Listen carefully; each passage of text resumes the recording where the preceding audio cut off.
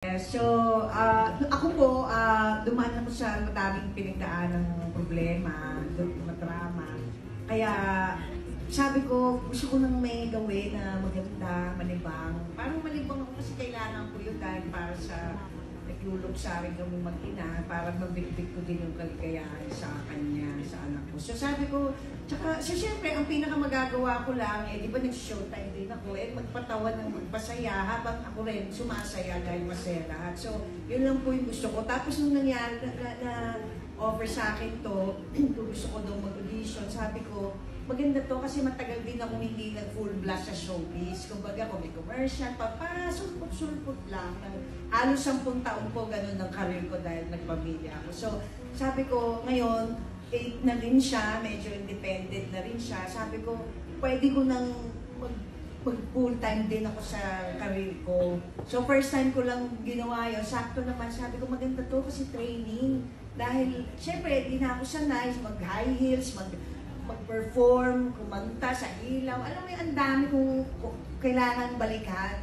So sabi ko, sakto to, para makapagsimula ako ulit, meron akong voice coach, kumanta no?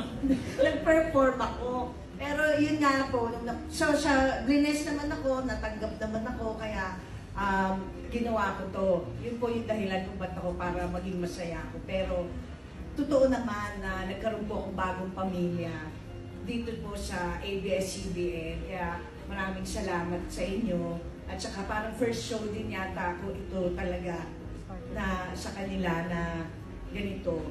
So first time ko rin mag-contest. Ang hirap pala. Kasi kala ko, iba yung kakanta ka lang eh. Iba yung may judge, iba yung may sayaw, iba yung may kalaban, iba yung magagaling. At saka alam ko kahit anong gawin ko yung boses ko, hindi naman magiging kapantay ng mga champion, di ba?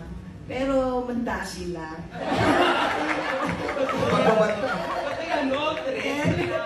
So yun po ang dahilan dahil gusto ko po magkaroon ng bagong pamilya at saka pamilya at gusto ko rin po magpasaya ulit ng tao para sumaya din ako. Kaya I'm depressed but it's okay because there's freedom of the press. So mga press, family, press, mga press. Any celebrity? Mga press, huwag kayo ma-depress. Any celebrity involved ako sa